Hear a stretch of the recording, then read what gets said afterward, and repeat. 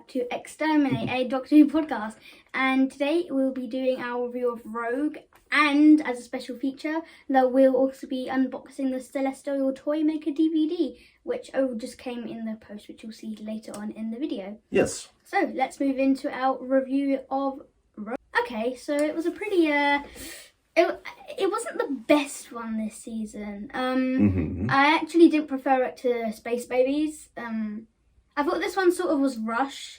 I think it would have done better with a Devil's Cord format, with it being 50 minutes and not 45. Let's add the extra 5 minutes to get stuff in. Well, to be honest, I wouldn't have wanted another 5 minutes of this because I was bored out of my brain with it. It was rushed a little bit. It all went a bit quickly, the romance plot and how they got there. Yeah. How did they arrive and stuff like that. The romance side of things, but let's get down to the nitty gritty, because this is what it was all about. I didn't mind it. It was actually, before we get on to that, this is an episode of Doctor Who. Now you're 11 years old. Yes. What do you like from a Doctor Who episode or a story? What is it you look forward to or look for most in a story? Probably the aliens, definitely. Aliens. It's always been the aliens, probably with everybody. But the aliens in the story were weak. They were very Slitheen-like, because when they killed somebody, like the Slitheen did the little zip on their head, it was like blue electricity, which was kind of like a callback. They were very Slitheen-like. I think this is one of the issues, because I think you said you like the aliens and everything, and this wasn't really about the aliens. This was about the Doctor falling in love with a complete stranger. I feel like it was rushed. It didn't feel. I can understand the flirting thing when you meet someone you like. And there's always a little bit of showing off and flirting and all that, which was fine. But then, and I've done this on my own, I've covered this on my own podcast anyway, but someone asked me, because I said I didn't believe that they could just be this undying love between them in a matter of minutes, it seemed. It should have been built up, and then maybe in like season 2 or season 3 or something. A few more meetings or something, like a River Song. Or Rogue had travelled with the Doctor for a couple of episodes, maybe. Although it would have to be close to the beginning of the season. Well, yeah, but it would have made it a bit more believable. So I really didn't. I didn't get it, actually. It would have been better if they got given an invitation in the TARDIS. They landed there, and then they left the TARDIS, went to explore. They met the Duchess, and then later the Doctor meets Rogue, and then an alien invasion happens, and Rogue doesn't know about the aliens. I think it would have been better if he didn't, because that way it would have been more a surprise. There was sort of aliens. There had to be a reason for Rogue to be there, and he was a bounty hunter, so it was after was it the Chuldur, they were called Chuldur. The Chunders, I don't know. We're going to call them the Chunders. So so there had to be a reason for him to be there, which is fine. But it was the whole romance thing between him and the Doctor. It was too rushed. I didn't find it believable at all, and to be quite frank, I was bored to tears by the whole episode, really, because it was really the aliens were just stupid, really. Conquer the world by cosplay, which I thought was stupid. I know the Slitheen basically conquers the world by using other people's body as a cosplay, but they were better sort of written. Well, I wouldn't say, because I don't like that. That's a particularly bad 2-part story as well, actually. And I know this one wasn't written by Ross T. Davies. This was Kate Herron and Bryony Redmond, yeah. So, but even like the spoilers if you haven't watched it yet, but the ending, when Ruby's trapped on that triform thing, she couldn't move off it. So all it took was for someone to just push her off. But if he could just push her off of it. Why didn't the Doctor do that? Why did he do that? And why was there any need to take her place? Why don't you sort of just yank her off of it rather than push it? It's all it seemed to be. You couldn't seem to get off your own, using your own volition, but it seemed to be a case if someone helped you could get off of it. It didn't make any sense. We could have had a trio in the TARDIS, you know. Well, a bit awkward for Ruby though. Well, yeah, and there's another thing as well, which I thought was a bit of a plot hole. Like the Doctor said, he found somewhere like where he could send the children. He didn't want them to be killed, but he said he finds somewhere for them to, like another dimension or another planet, where they could just be sent to. like a sentence. Yeah, and just left there as where there's uninhabited and not going to hurt anybody.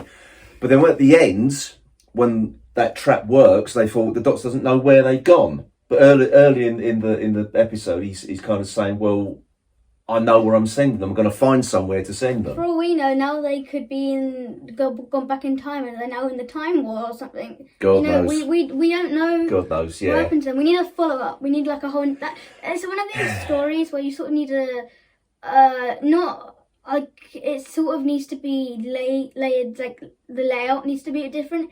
I feel like it could have worked better as a two-parter, just to get everything out, because you sort of didn't. I don't know if it needs to be a two-parter, but I think Rogue needs to be around more for the whole thing between him and the Doctor to be more believable. That's what I meant about like the two-part. They start just finding things in common, and then it goes instead of them just meeting each other and that. Yeah, I mean, it was like an instant attraction which happens, but I personally don't believe you fall in love with somebody with that level of undying love the first time you meet. But then again, I'm cold-hearted so-and-so, aren't I? So.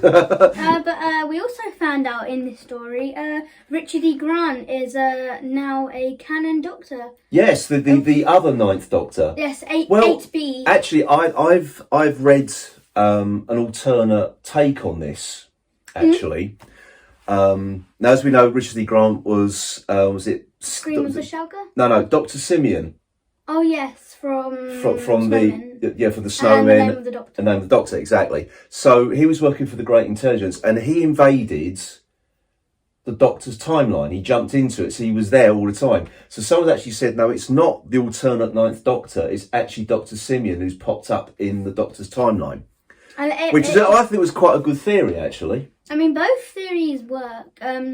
I like to think it's the other Ninth Doctor, personally. I like the idea of that. Or maybe it's an alternative, like 8th Doctor, like 8B, that that ended up in between. So he's like the actual 9th Doctor and that's the 10th Doctor, but you never saw him on the screen. Well, the whole thing, the numbering's gone out the window now, because you've got Joe Martin was in there as well, and John Hurt was there in that little show. We know that John Hurt's canon because we found a place for him. But he's not called like, he's not the 9th Doctor. He's the War Doctor, and Chris Wrexham is the 9th Doctor. But then before you don't quite know where the Roof Doctor goes in between. But she's before Hartnell. But how far? Don't know. No one ever knows. The other thing as well, because they had all the Morbius Doctors, and I never actually. If you haven't watched the Brain of Morbius, there's a bit at the end where you see other incarnations. I always assume they're incarnations of Morbius, not the Doctor. I never once thought. Never showed his incarnation. No, so I never thought for one. I never thought for one moment that it was previous incarnations of the Doctor, but the Timeless Children made it brought it in. It's not canon. They were missing from this as well, and also the Richard E. Grant Doctor wasn't included in that little sort of show of old Doctors in Timeless Children either. So the whole thing has just gone all screwy now with what Doctors wear. Did they show the Fugitive Doctor in the thing? Yes, they did. Yeah. Did they? I never actually saw it. Yeah. I never saw quite a few of their heads. I don't think until I saw the photo. I don't think I actually saw the first Doctor's head because it went round quite quickly. Yeah. So you only because you had David Tennant in there twice as 10 and 14, and then you had Joe Martin in there, John Hurt, and now Richard E. Grant as well, which. I'm going to say it's the other 9th Doctor. I want someone to give me a prediction in the comments what they think they are, and I can make a video of it if you want. I can make what if. What if videos. Yeah. They're trending right now, so might as well. Okay. Is there any other elements you want to talk about this? No, I actually, apart from the shoulder makeup. Well, they're basically just different species of owls. They were quite good. I didn't say that. I thought it was awful. Actually, I thought it was not the best makeup they've ever done. We have Indira. Although another point we haven't really said about. No one on this channel. Everyone's probably heard of Torchwood, but no one. If you're under, what can I say, 13. You probably shouldn't watch Torchwood. Well, you've never seen it. I've never watched Torchwood either. No, you're not allowed to.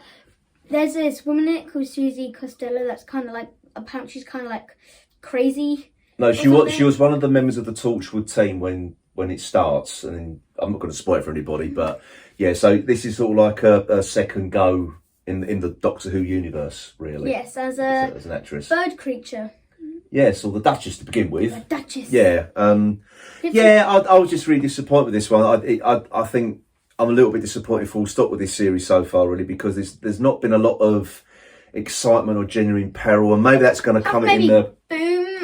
But you know the Doctor's not going to die. Yeah. And you know Ruby's not going to die, so there's no real We know peril no one's there. going to die this season anyway. Exactly. So, and we knew Ruby wasn't going to, wasn't killed in this one, because the next episode is called The Legend of Ruby Sunday. So, and we know she's in it. So we know that she was not going to get killed or replaced by a shape-shifting tawny owl. Yeah, although I feel like Ruby didn't do much.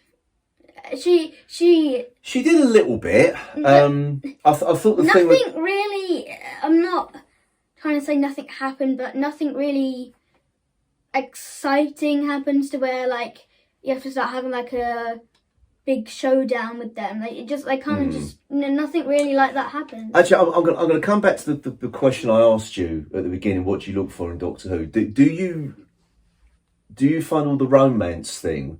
Whereas with the Doctor or anybody else, do you find it a bit cringe? A bit, because no, I'm not really interested in it. I kind of just want to watch. You just want to watch an exciting science fiction show with a bit of explosions and aliens, and I think. Or maybe in a pure historical, they could have made this a. Well, they could have done. They still made it a bit more exciting. I didn't find this exciting or anything, and I think that's been the problem this series. I've never felt. There's been a couple of good episodes. Yeah. I think Ncuti Gatwa and Millie Gibson have both been brilliant throughout everything so far. They've been the constant, really good things about it.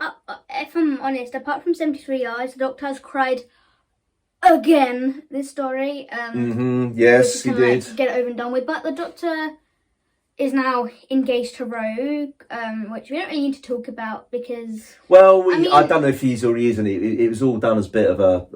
And again, that's why I thought this isn't believable. And I must admit, when I sat down and watched it, and it's the first time ever watching Doctor Who, I'm just going, this is nonsense. I actually said it out loud when I was watching. I've never ever... on your own as well. Yeah, I've never ever said that before when watching an episode of Doctor Who, and I just found the whole thing that 1 minute they're sort of Rogue wants to kill him, wants to incinerate until he finds out he's a Time Lord, and then the next thing they're madly in love and he's getting down on one knee to like a fake proposal, but he kind of means it. I mean, the first 2 minutes were like the Duchess and Lord Stilton, but you would think, oh, it's going to be a good episode, and you got like to the middle of it and further on, and even a bit before the middle. It sort of gets a bit, okay.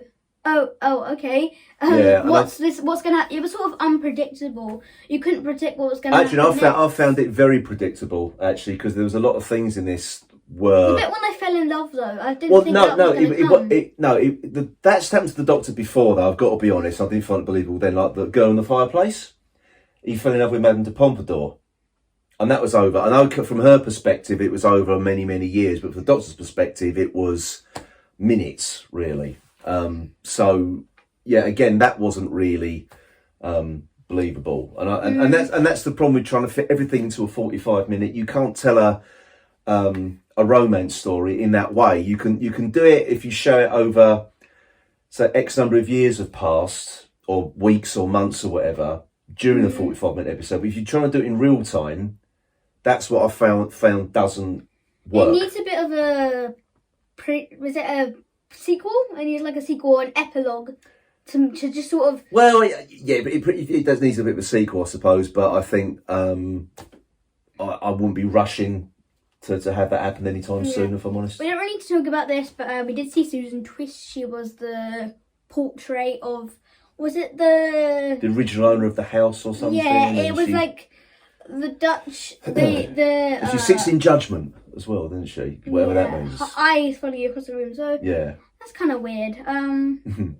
But yeah, okay.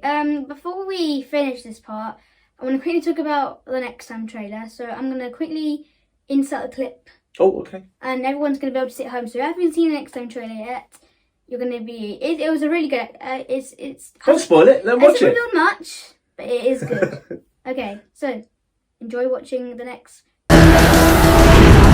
Everywhere I land, woman appears. In every dream, I'm there.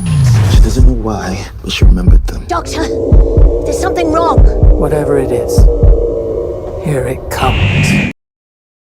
Okay, so that was the Next Time trailer. Very exciting. Yes, mysterious. Return of Unit and Mel and everything. Yeah, we saw Susan Twist, Susan Triad. She's actually now called Susan Triad. So I'm gonna call her Susan Triad. But we saw her as a sort of alien-looking queen demon, or a demon, or a god. We don't know. Part of the pantheon. Well, we're still waiting to see the person this god who's pulling all the strings in the background, who their boss is. It might not be revealed to the next season. She might just be like one of the big villains. I don't honestly think. Some people are saying it's Sutek. I don't think it's Sutek. I mean, Sue. I mean, her name and Susan can be shortened to Sue, and then she makes technology, so tech. Sutek. Oh yeah. All right. Okay. That's a good one. Now everyone's saying S triad is an anagram of Susan Triad, S triad anagram of TARDIS. Let's come back to that because there's been a theory. There's another theory. There's another theory. There's another theory actually, because it's also an anagram of Astrid, who Kylie Minogue played in Voyage of the Damned. No, I don't. And she was sent off into. So somebody piece saying it's not just an anagram of TARDIS, it's also an anagram of Astrid as well. So highly unlikely, but. Yeah. I get her. But then also, what about Mrs. Flood? We don't know what the mystery is about her either. In filming for season 2, I'm not going to reveal much, but there's pictures of her in the filming for season 2. Ooh, spoilers. So I don't think she's going to be anything important for this season yet. Oh, okay. I think it's going to be next season. We figure. Okay, fair enough. But yeah, so going back to the theory about the TARDIS. I hope it's wrong. Before I go on that, because I've got this little screenshot that says I'm looking at it now. S-Triad technology announcement, which says she goes by S-Triad. So S-Triad spells. So if you find the T, then the A, then the R. They can't see this. And then the I. Yeah. TARDIS. Yeah. TARDIS technology announcement. Who knows? I mean, maybe. Do you know what? Well, I'm not one for theories. I just have to sit down and watch it. To be honest, someone was on the official Doctor Who podcast, the one on the Doctor Who YouTube channel. They were talking about one of the presenters, Nadia. Was it Nadia J? I think she said she hoped that it wasn't Ruby's mother, and that maybe Ruby's mother was another person, or maybe this is just someone like watching and looking over them. So she's sort of like I don't know, this is separate to that now. But this is what I'm going to say is separate. Maybe she is a god. Oh, well, let's just wait until next week. She's a god. All right, she's a god. Okay, let's just wait till next week to find out. I thought these theories always end up being wrong. It's never that, well, sometimes they are. I only found out about the theory thanks to the Confused Adipose. Have you heard about him? No. Boomer. Okay. Doesn't know. I'm Gen Z, actually. Boomer. No, Boomer's before me. Boomer. That's your grandparents. Yeah. That's your grandparents' age. They're boomers. We're not. You'll be coming in the next 10 years, though. No, it doesn't work like that. It does. It doesn't. It doesn't work like that. Anyway, we've got to look at a DVD or a Blu-ray now, haven't we? A Blu-ray, DVD, whatever you want to call it. Yeah, it's a Blu-ray actually, and it's the recent release of the Celestial Toymaker Blu-ray. So we're just going to do because we've already discussed it, haven't we? We did a review of it because we saw it at the BFI months and months ago, and so this is just like a little unboxing video of the Blu-ray. Right then, so here we are. This is the cardboard sleeve, giving us a nice view of the what the Toymaker looks like. It's played by Michael Gough, and here we go on the background. The back of the sleeve. So you can see some of the animation stills there, and the little blurb. And here we go. This is what we get. So we get episodes 1 to 4 animated and in black and white, and they're animated in colour. We have the Restore Surviving episode 4, which is the last episode of the story, and the photographic reconstruction of episodes 1, 2 and 3, which I think hardcore Doctor Who fans will probably watch rather than the animation. Audio commentaries, photo gallery, there's an escape room, which we saw a bit of at the BFI, didn't we? Can't wait to sit down and watch that. Yeah, exactly. So it's Team First Doctor. And I think these are going to be shown over a succession of DVD or Blu-ray releases. So this one's was that one on the season 15 collection box set? No, that's not. No, there wasn't. I don't think so anyway. Yeah, I think so. Yeah. Then you've got Making an Animation, Sylvester McCoy introduction, and a Consul Vera interview. Consul Vera's been dead a few years now, so it's just an audio only interview and the usual PDF material. Okay, Scott, if you want to just pop it out of the sleeve. Okay, so we're gonna take it out, turn it back that way, and take out the sleeve. So okay, so same again. this is like the Blu-ray cover thing, and then that's just the back. The same thing again. Blu-ray. Right. So okay, open it up, mate. it's the side, and we're gonna just open it like that. So okay. Ooh, there's a reversible cover as well. Okay, so you want to turn the DVD around so we can see. Spin it round. That's it. Spin So round. disc number 1. This has the episodes 1 to 4 in black and white. Original episode. And some bonus features. And just flip it over there, Scott. You now have the episodes 1 to 4 colour animated and more bonus features. And more bonus features. And you can probably see if I just pop this DVD. Can you do that for me, Scott? If you can pop it out. Put the Blu-ray right. It's on DVD. Woo. I'm old school. Will it come out? No. It won't come out. I'll just have to, might have to change Okay, let the me cover try it. over instead. There we go. So you can. Oh, it's gone a bit funny. That's it. So you can reverse the cover so it will match the rest of your DVD collection if you want. I have the urge to just like turn it around now just to see what it looks I, like. I would have fussed about that one day, but now I'm not so sure.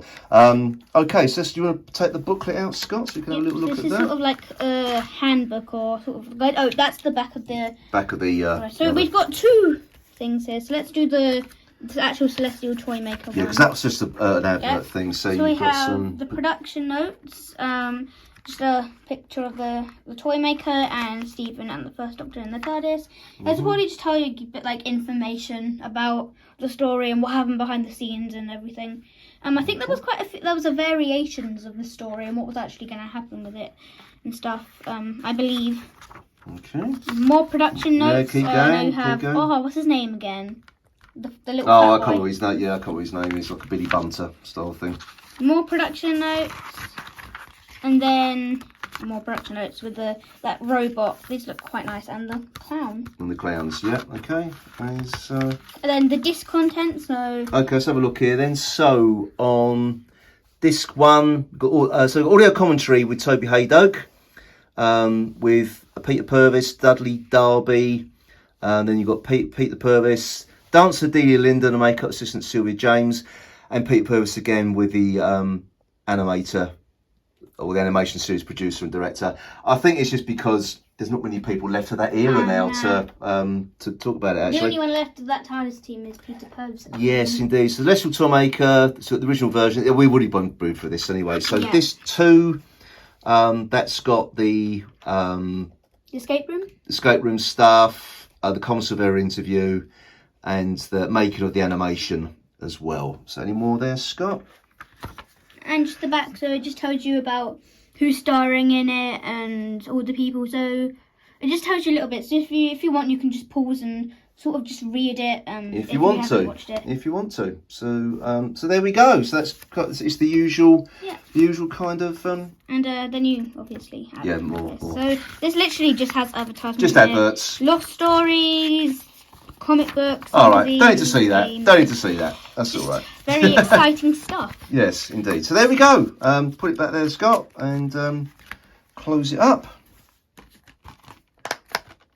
Make sure it's closed properly. Okay. And then That's right. Just leave it like that, and so there you go. That's so we've got a light shining on top of this as well. It's a bit.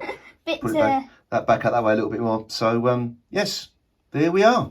Okay, so that was a Celestial Toymaker DVD unboxing. Yes, indeed. So Enjoyed it. That's some very exciting stuff. Yes, I hope it's whetted your appetite. I say we enjoyed it when we saw it, didn't we? Sort of all those months ago. And I know, very, very good. I know some purists don't like the animation style, and so on, but we enjoyed it anyway. Yeah, we enjoyed it. Yes, indeed. So over to you, Scott. Wrap it up. Okay, so thank you so much for watching this special part and the main part of this episode of Exterminate, which is Rogue Review. Yes, yes. Okay, so hope you enjoyed, and I shall see you in the next one. Goodbye. Bye.